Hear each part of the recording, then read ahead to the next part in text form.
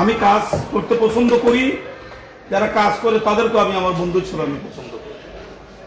আমার পূর্বের কোনো অভিজ্ঞতা ছিল না, প্রশাসনিক কোনো অভিজ্ঞতা ছিল না, কিন্তু আমার মনের মধ্যে প্রবল আগ্রহ ছিল যদি রাজনীতি করতে করতে কোনোদিন মানুষের খেদমতের সুযোগ পাই তাহলে অন্যরা যা করতে পারে না ভালো কাজ আমি সেটা করার চেষ্টা করবো।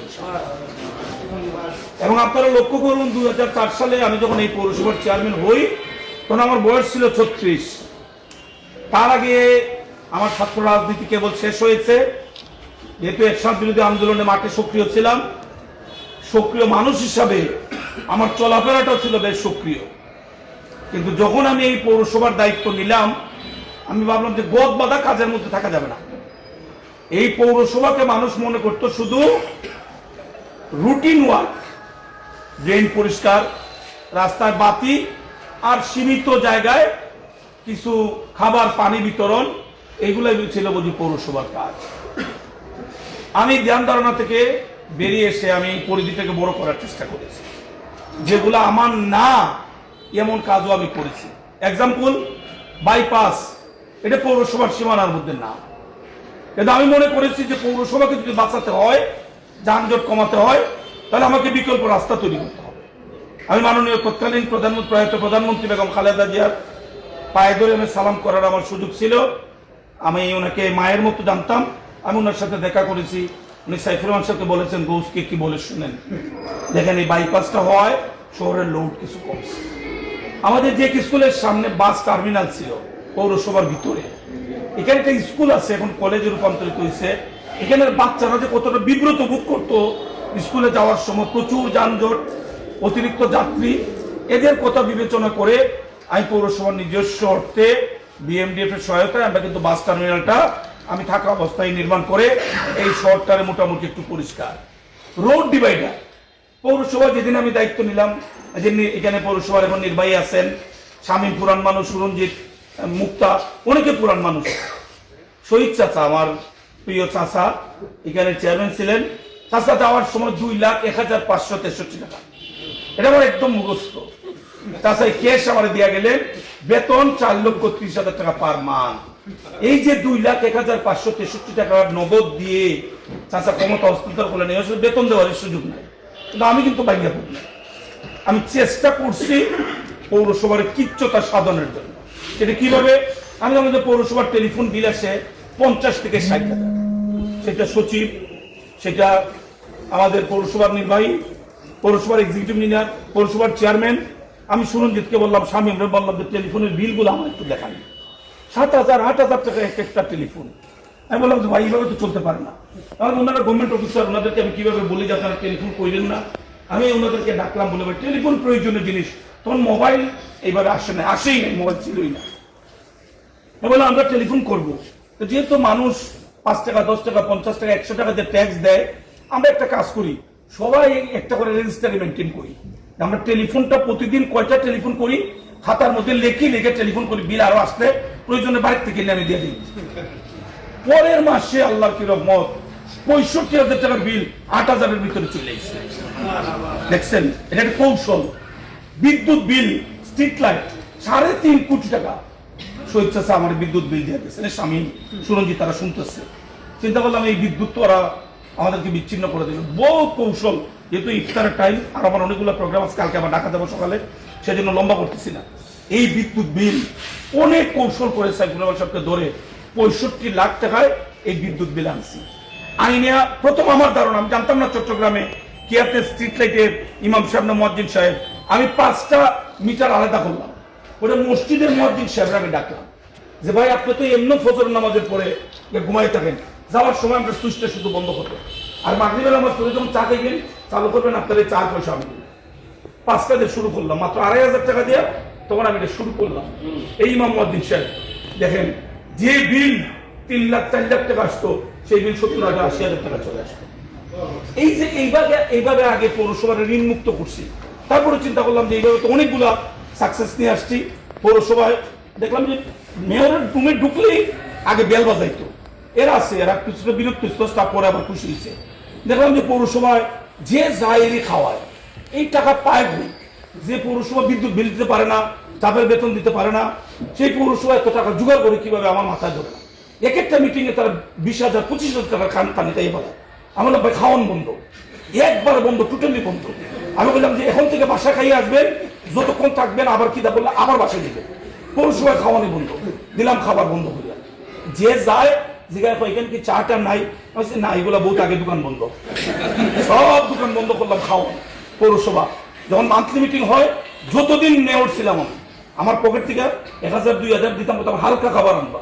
মানুষ তো বুঝবে না যে খাবার আমার টাকায় না পৌরসভার টাকায়, মানুষের আগে খাইতে এগুলো দিতায় আবার খায়, চিন্তা ভাবনা খাওয়াটা বন্ধ করতো। জাস্ট একটা ফর্মালিটিস। একটু যারা বয়স্ক গভর্নমেন্ট অফিসাররা চা কফি টফি বিস্কিট প্রতিটা আমি আমার ব্যক্তিগত টাকা বহন করতাম, তারা শুনতেছে, স্টাফ যারা তারা শুনতেছে। এইভাবে পৌরসভার পান তৈরি করলাম। এমন চিন্তা করলাম মোটামুটি তো পিস গুছাইছি, ভালো কিছু করার চেষ্টা করি। এর মধ্যে আসলো যে আমি আমার জীবনে অনেকবার 2-4 বার 5 বার 10 বার না, অনেকবার আল্লাহর বাড়িতে যাওয়ার সুযোগ হয়েছে। আমি দেখছি অনেক শিক্ষিত মানুষ হজের যে আনুষ্ঠানিকতায় প্রচুর ভুল করে, লেখাপড়া আছে কিন্তু তার প্র্যাকটিক্যাল নলেজ না থাকার কারণে সে ভুল করে। আমি পৌরসভার মান্থলি মিটিংয়ে আলাপ করলাম যে আমরা একটা কাজ করি, আমাদের পৌর এলাকায় যারা হাজি সাহেবরা যাইব, আমাদের মসজিদে কিন্তু আমরা জুতা হাতে করে নিয়ে যাই, জুতার মধ্যে ধুলা থাকে, বালি থাকে। এটা কাবা শরীফও কিন্তু কি অভ্যাস, জুতাটা এইভাবে থাকে। বললাম না, ওইটা একটা কাপড়ের ব্যাগে 20 টাকা বা 50 টাকা, একদম জুতার ব্যাগ থেকে মাথার টুপি পর্যন্ত, হেরাম থেকে একদম তার চাদর পর্যন্ত। পৌরসভার কইলাম যে ফান্ড তৈরি করছি, এই ফান্ডের জন্য আল্লাহ বরকত দিব। হাজি সাহেবদের আরম্ভ করলাম পৌরসভার প্রশিক্ষণ। আমাদের মায়েরা মেয়েরা কোনোদিন কোনো মসজিদে ইমাম সাহেবের সাথে নামাজ পড়ে নাই, আকামত কি জিনিস সে বুঝতেই পারে নাই। আবার জানাজার নামাজ তো তার জন্য একদম নতুন। যারা আল্লাহর বাড়িতে গেছেন প্রতি ওয়াক্ত 5 ওয়াক্তে কিন্তু সেখানে জানাজার নামাজ হয়। আমাদের মায়েরা যেহেতু জানাজার নামাজ জানে না, আমি চিন্তা করলাম এই বেসিক একটা নলেজ যদি এখান থেকে আমরা তৈরি করে দিতে পারি, অন্তত হজিকে কাজে লাগবো। আমরা কিবরিয়া অডিটোরিয়ামের মধ্যে বড় পর্দা দিয়ে একদিকে মায়েরা, একদিকে আমাদের বাবারা, ছেলেরা, আমরা আলাদা করে ইমাম সাহেব রেখে আমরা তাদেরকে ব্রিফ দিলাম যে আকামত নামাজের পূর্বে এইভাবে বলা হয়, আকামত শেষ হলে আপনারা নিয়ত বাঁধবেন। আমরা মোটামুটি একটা ধারণা দিলাম। অনেকে তো ডাইনিং টেবিল ছাড়া খাইতে পারে না, আমরা চিন্তা করলাম প্রশিক্ষণের একটা অংশ ফ্লোরে বসাই দিলাম, যে যারা আপনারা হজে যাবেন, মক্কা শরীফ গেলে অনেকদিন আপনাদেরকে ফ্লোরে খাইতে হইব। এটা একটা প্রশিক্ষণের অংশ। আমি দেখতে দেখতে অনেকে বিমানের বাথরুম ব্যবহার জানে না, সেইটাও শিখাইলাম। সবটা মিলাইয়া একটা মোটামুটি হজ প্রশিক্ষণ চালু করলাম পৌরসভার তরফ থেকে। আমার গলা বিবাদ আছে,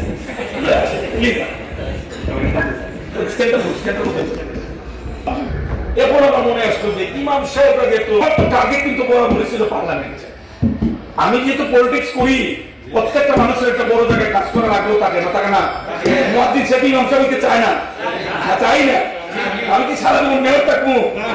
যেটা আগে এমপি সাহেব চাইতো যে আমি সারা জীবন মেয়র থাকি, উনি সারা জীবন এমপি থাকবো, এই উনার সাথে ছিল আমার বিরোধ, আর কোনো বিরোধ না।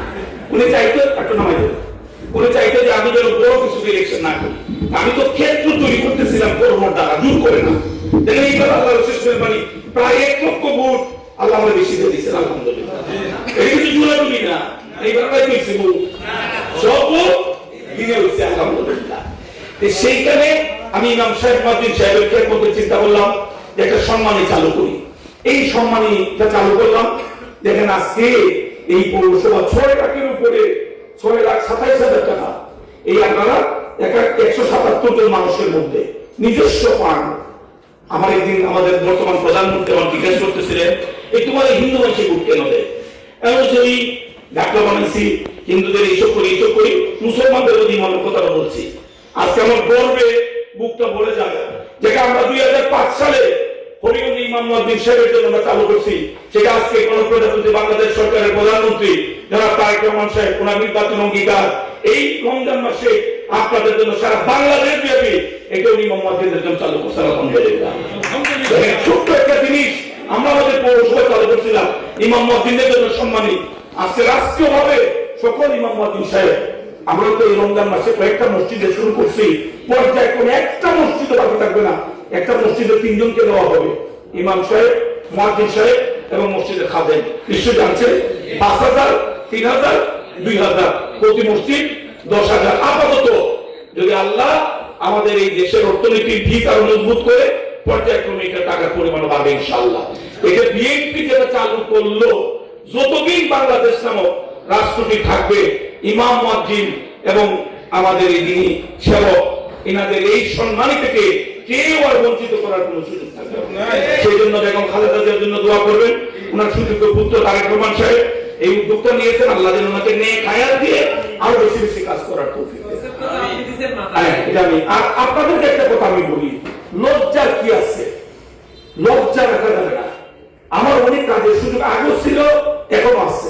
আমি মেয়র থাকাকালীন সময়ে অনেক ইমাম মুয়াজ্জিন হিসাবে কিছু দিকে আমি ইতস্ত বোধ করছি, আনইজি ফিল করছি যে ওনার যেন বলবো জিনিসটা দেব, উনি নেবে কিনা।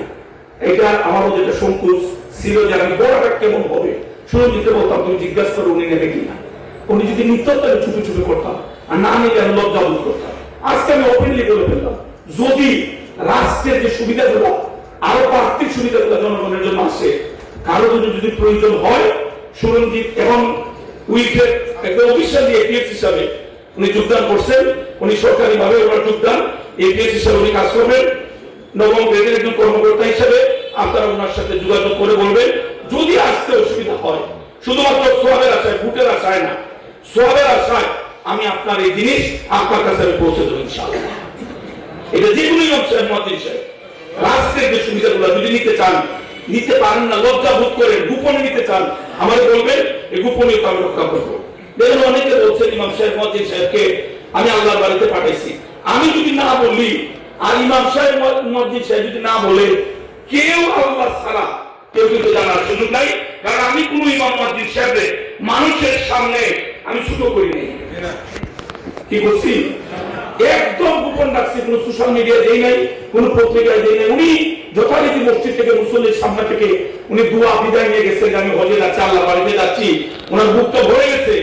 কেন আমি বলতে যাবো যে আমি টাকার জোগাড় দিচ্ছি? আমি তো ইমামকে খুশি করি নাই, যিনি আমাকে অর্থের যোগান দিয়েছেন আমি ওনাকে খুশি করার জন্য আমি গোপনে করছি। যেহেতু ঝামেলা জমেলা ছিল, আমি তো মামলা জেলে জেলে কি হতে প্যাকেজ বানাইমু, আমার কি এক্সেল থেকে আরেক জেল 1570 দিন জেল কাটছি। দোয়া করবেন আমার জন্য আমি গোপনে এই কাজটা শুরু করতে পারি। তবে এটা এবার পৌরসভার ভিতরে থাকবে না, যেহেতু আরো 3টা উপজেলা একটা পৌরসভা আমাদের ভোট দিয়ে তারা কৃতার্থ করছে, তারা কি হক আছে না? তারার হক আছে। এইবার তো সময় কম। এখানে প্রধানমন্ত্রী আমি পরশুদিন বললাম ভাই তো বসে গেছে দীর্ঘদিনের, তাই বললাম ভাই আমি তো এইবার হজে যাব না, তোমার জীবনে তুমি অনেকবার হজে গেছো। আমি বলছি ভাই আমার কিন্তু দেখি না, দেখতে পারবো না। আমি বলছি ভাই 1 লাখ ভোট বেশি বেশি আল্লাহ তুমি দেখছো আমি করতেছি, সময় দেইবা। এবার হয়তো ইনশাআল্লাহ একবার লাস্টে যদি আল্লাহ তৌফিক দেয় তো আমার স্বস্তি আমরা যাবো। দোয়া করবেন আল্লাহ যেন অবস্থা সুন্দরভাবে শরীর যেন আমার ভালো থাকে। আমার প্রতি তো অনেক নির্যাতন হয়েছে না, ওই বাপরে বাপ, এক্সেল থেকে আর এক্সেল, খাবারের মধ্যে বালু বান্ডা রাখা, হেলকাপ লাগানো, বেরি লাগানো, এমন কিছু বাদ নাই যা আমার সাথে করা হয়। কিন্তু হাসিনা পালিয়ে যাওয়ার পরে আমি কিন্তু ভিন্ন ভাবে আমি আমার নেত্রীর নির্দেশে আমি প্রমাণ করছি তুমি অদম হলে আমি উত্তম হব না কেন।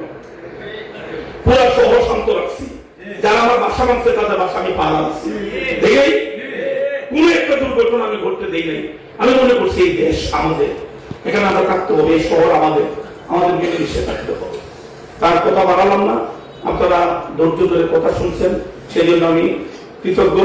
রমজানুল মোবারক, ঈদ চলে আসছে, ঈদের আগে হয়তো দেখা হইতে পারে না হইতে পারে, সেই জন্য অগ্রিম ঈদ মোবারক। অনুরোধ করব এই যে একটি জিনিস পৌরসভা আমরা চাই একটি পরিচ্ছন্ন, আমাদের ধর্মে পরিষ্কার পরিচ্ছন্নতা ইমানের অংশ। আমরা যদি এই কথা বলি এটা আরো বেশি উদ্বুদ্ধ করা, নিজের পরিবার, নিজের বাড়ি। প্রথম দিন প্রশাসনের মিটিং এ যতটা গেছি আমি বলছি আপনাদের নিজেদের আগে পরিষ্কার করুন। আর আমি কিন্তু মাঠের মানুষ, আমি বিএনপি হয়ে পাস করছি ঠিক, কিন্তু আমি হবিগঞ্জের মানুষের এমপি, এটা মাথায় রাখবেন। আমার অর্থ দিয়ে আমাকে ইমাম কেনার কোন সুযোগ নাই। 3 বার মেয়র ছিলাম, আমার নামে অসংখ্য মামলা, কিন্তু পৌরসভার 1 টাকা আমি 900 করছি, এমন কোন মামলা আমার নামে কেউ দিতে পারে না। আল্লাহ যদি যতদিন আমাকে হায়াত দেন কোনদিন এই সুযোগ আমি সৃষ্টি করে দেবো না ইনশাআল্লাহ। এটা আমার ওয়াদা ছিল, এই ওয়াদা আমি রক্ষা করবো। বড় বড় ওয়াদা করে ফেলছি, নির্বাচন হয়ে গেলে আমরা পিছনে পড়ছি। এই যে আমাদের প্রশাসক সাহেব ভালো জায়গায় লেখাপড়া করছেন, বড় বড় জায়গায় চাকরি করছেন, ডিডি সাহেব চিটাগংয়ে চাকরি করছে, তারা বড় বড় শহর দেখছে। তারা যদি 2004 সালের আগে হবিগঞ্জ দেখতো, আমার মনে হয় তারা দেখে গেল, ঠিক না? যে অবস্থা আসলো, এত কিছুটা বাবা বলছিলাম, এরা তো জেলে জেলে গেল গিয়া। এখন আবার কিছু মানুষ হিসাব করে, আমি যেটা একবার বেগালো করি, আমি না আবার ওয়াল বান্না করি। ওয়াল তো বানানো লাগবোই, লাগতো না? শুরু করছি, নমুনা দেখাইতেছি। ঈদের পর পর নার্স ট্রেনিং ইনস্টিটিউটের সামনে রাস্তা বড় করছিলাম, পুরো হাসপাতালের সামনে। আমি যে সামনের দিকে আগাইনু, এটা একটা এক্সাম্পল হিসাবে ইতিমধ্যে টেন্ডার করাইছি। ঈদের পরে কাজ শুরু করবো নার্স ট্রেনিং ইনস্টিটিউটের সামনে, এখানে রোড ডিভাইডার করবো এবং ঢাকা 300 ফুটে যে স্ট্রিট লাইট লাগাইছে, দেখছেন না? লাইট শুধু আলো বেশি, এটা শুরু করবো। এরপরে পৌরসভা প্রশাসক সাথে ধরবো যে আমরা পৌরসভায় আমি যা লাগাইছিলাম সেটা লাগাইছিলাম আমরা 2005 সালে 6 সালে, এটা 2026 সাল। 5 সালের রুচি 26 সালে চলতে পারে না, সেটা পরিবর্তন থাকবে। প্রয়োজনে অর্থের যোগান আমি ব্যবস্থা করবো ইনশাআল্লাহ। আমরা একটা পরিচ্ছন্ন শহর দেখতে চাই, সেই জন্য সবাই আমরা দায়িত্ব পালন করবো। পৌরসভার যে উদ্যোগকে আমরা স্বাগত জানাই, আর অন্যান্য আইন কানুন বিধি বিধান আমরা মানবো, আর নিজেদের সন্তানদের প্রতি খেয়াল রাখবো। এসপি সাহেব উনি বুদ্ধি হয়েছেন, নতুন এসপি সাহেব আসতেছেন, উনি অত্যন্ত ডাইনামিক, অত্যন্ত কর্মদক্ষ একজন এসপি দেওয়া হয়েছে। আমাদের শহরে আমাদের স্কুল বই বাচ্চারা এই হাতে চাপাতি রাজধানিয়া কি ধরনের ভিডিও আসছে দেখছেন না আপনারা? মানুষকে আতঙ্কিত করে এই সমস্ত ভিডিও, যে কোনো সময় বয়সের কারণে এটা দুর্ঘটনা ঘটতে পারে। তাদের আমাদের পরিবারের আশেপাশে না, এদের দিকে খেয়াল রাখতে হবে। আমাদের প্রশাসন কিন্তু কাউকে ছাড়বে না, কোন রাজনৈতিক তদবির চলবে না। তারেক রহমান বাংলাদেশের প্রধানমন্ত্রী, উনি বলছেন আইনের শাসন প্রতিষ্ঠা করে হচ্ছে বিএনপির কাজ, আইনের বাইরে আমাদের কোনো চিন্তা চেতনা নাই। তার কথা না বাড়িয়ে সকলকে অনুরোধ করলাম যে আমরা যাতে ভালো কাজগুলি করতে পারি, আর পর্যায়ক্রমে 4000, 4000, 3000 এই সম্মানী পর্যায়ক্রমে দিতে হবে। আর ফ্যামিলি কার্ড আমরা যাদেরকে দেব, এখানে কোনো দল নাই, কোনো ধর্ম নাই, কোনো ধরনের ব্যারিকেড নাই। রাষ্ট্র যে ক্রাইটেরিয়ার মধ্যে পড়ে, যদি আপনাদের পরিচিত কেউ করে ইউনিয়ন ভিত্তিক, ওয়ার্ড ভিত্তিক আমরা ফ্যামিলি কার্ড ইনশাআল্লাহ শুরু করতেছি এই ঈদের পরপরই। সেখানে আপনাদের পরামর্শ দরকার। যদি মনে করেন কোনো জায়গায় স্বজনপ্রীতি হয়, কোনো অন্যায় হয়, সেই ক্ষেত্রে আপনারা আমাদের সহায়তা নেবেন অথবা পরামর্শ দিবেন। আল্লাহ আপনাদের সকলকে ভালো রাখুন, সুস্থ রাখুন। আর আমি অনেকটা অসুস্থ ছিলাম অনেক নির্যাতনের কারণে, এবং কাজ করার একটা সুন্দর পরিবেশ হয়েছে। আল্লাহ যেন আমাকে সুস্থ শরীরে নেক হায়াত দিয়ে, আপনারা যে প্রত্যাশা নিয়ে ভোট দিচ্ছেন, আমি তো মনে করি সবাই ভোট দিচ্ছেন, এখন যে বলতে পারবো কেউ দিচ্ছে না, এটা কিন্তু আমি জীবনে বলবো না। এটা আগে অভ্যাস আসলো, তুমি বলে ভোট দিচ্ছ 400, ভাই আপনি দাদা 400, 300 দিচ্ছে পুলিশে, তোমরা দিচ্ছ 100, কিন্তু না এটা আমার তো ওকে মাইছে দিচ্ছে। তো একটা কাজ করছিলাম আমি, যে কেন বলো আপনার ঠিক হবে কিনা, প্রশাসনের লোক আছে। ডিসি সাহেব আমার ফোন করছে বুটের দিন 3:30টার সময়, আমি ওবার বাসায় থাকুন, উনি আমাকে ফোন করছে কি অবস্থা, নির্বাচন কেমন দেখলেন? আমি আলহামদুলিল্লাহ সব ভালো দেখলাম। তা আপনার কি অবস্থা? 3:30 বাজে বুটের সময়, মানুষ বুট হয়েছে 1 ঘন্টা বাকি। আমি তাকে 1 লাখ বসে গেছি। ডিসি সাহেব বর্তমান ডিসি সাহেব কি বলছেন? আমি 1 লাখ বসে গেছি। রাত 9:30টায় আমার ফোন করছে, 12 তারিখ রাত, এমপি মহোদয় কাজ হয়ে গেছি, 1 লাখ দিত। দেখছেন আল্লাহর উপরে ভরসা করে কইলে আল্লাহ আল্লাহ বন্দারে ঠকায় না। আমার উপর অত্যাচার হচ্ছে, আমি মুসলিম, মানে কষ্টটা দিচ্ছে, কিন্তু আমি কোনো প্রতিশোধ নেই। এটাই আল্লাহ। এই জন্য আমি যে দেখলাম বাসায় আমার পুলিশ, আমি কি ছেলে আপনারা কারা? আমরা ইসবি থেকে আসছি, বাড়ি তাড়াতাড়ি ইফতার করে আমার বাসা থেকে যাই। কিছুক্ষণ পরে মানুষ পুলিশ থেকে আমার বাসায় তো মানুষ যুক্ত না। ঢাকা থেকে 6 জায়গা এই গাড়ি বদলাইছে, মানে এক এক থানা, এক এক উপজেলা, এক এক জেলা, 6 জায়গায় গাড়ি। এত পুলিশ, আমি একটা সাধারণ মানুষ, পয়সা রেখে আপনার হক, আমি বলছি আজকে 1লা দিন হক, এরপর থেকে আমি কোন সময় আইমু আর কোন সময় যাইবো আপনারা কিন্তু জানতাম। এটা তো রাষ্ট্রীয় অপচয়। এই যে আমার লোক এখন 6 জন না 8 জন পুলিশ দিচ্ছে। আমি বলছি যদি আমি মসজিদ ভাই, আর এরা 12 টাকা আমার নামাজ দুই করতে না, ঠিক মতো, ঠিক না? এইগুলো কেন, এইগুলো কেন? গার্মেন্ট দিচ্ছে, গাড়ি তুলে পিস্তল সহ দিচ্ছে, আচ্ছা 1 লাখ একটা পিস্তল সহ দিচ্ছে, 4 টাকা থেকে দিচ্ছে, আমি 1 লাখ, তো বাকিটা আমার লোকে চলতে পারে না। পুরানো পুলিশটা পুরানো, আমি যাইব পুলিশ আমার তোকে যাইব, আমি একবার কার্ডু, একবার মোটরসাইকেল, একবার টমটম, আমি যেভাবে বড় হইছি, মানুষ আমার বড় হওয়াটা যেভাবে দেখছে, সেই জন্য মানুষ আমার 1 লাখ ভোট বেশি দিচ্ছে। আপনারা কি চান না আমি সেই জায়গায় থাকতাম? পুলিশ কি আপনারা সবাই বলে দোয়া করবা নি কেমন দোয়া করবা?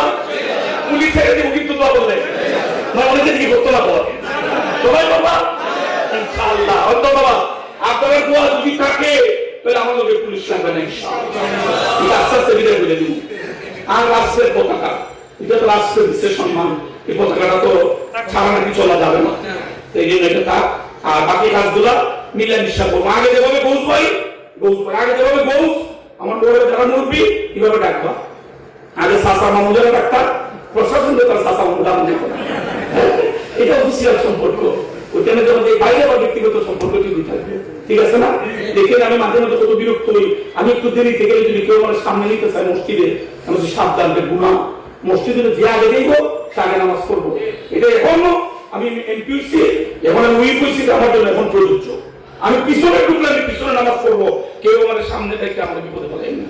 এগুলো অন্যান্য বিরক্ত হয়। কইবেন খানা খানে কইবেন আমার ভালো লাগে একবার না কইবেন, কারণ অনেকে তো ভালো পায় না এমন মানুষ আছে না, দুই চারজন আছে এরা আবার গিয়া কয় মাইকে এইটা বলছে এইটা বলছে হয় না, দেখেন আমি কিচ্ছু মনে রাখছি না, মাঝে মাঝে এটা মনে হয় আবার চাপ দিয়ে রাখি খুশি না বুঝলে যাও সব বুঝলে যাও অতীত বুঝে গেছি, কিন্তু অতীত থেকে শিক্ষা দিয়া ভবিষ্যৎ যেন আমার সুন্দর হয়, ভবিষ্যৎ যেন আমার মসৃণ হয়, আল্লাহ যেন আমার সেইভাবে চলার দেখেন। পৌরসভার যারা আছেন অনুরোধ করবো প্রশাসক সাহেব সহ যে চেয়ারে বসছেন ভিন্ন ভিন্ন পরিস্থিতির সর্বশেষ জেলে থেকে মানুষ আমাদের চেয়ারে বসেছে, কোন মানুষ পৌরসভা থেকে হাসি মুখ ছাড়া পৌরসভা থেকে আমি বেরোতে দিই নাই। আমি আমার সামর্থ্যের ভিতরে থেকে মানুষের সেবা আমি নিশ্চিত করছি, কোনোদিন কোনো মানুষের সাথে আমি দুর্ব্যবহার করছি না। পৌরসভার ভোটাররা তার সাক্ষী। আমি অনুরোধ করবো পৌরসভায় যারা আপনারা আছেন সেবাটা যেন মানুষের নিশ্চিত হয়, মানুষ যেন অনেক উপকারের শিকার না হয়, এবং এই মানুষগুলো যেন হাসি মুখে আপনাদের সেবা নিয়ে বাইরে আসে, আল্লাহ যেন আপনাদের সেই তৌফিক। আর যে পৌরসভা আমার আজকে মানুষের কাছে জিকে গৌস হিসেবে পরিচিত করছে যে আমি কাজ করার মতো সক্ষম ব্যক্তি, সেই পৌরসভার প্রতি আমি আমার সর্বোচ্চ দায়িত্ব আমি পালন করব ইনশাআল্লাহ।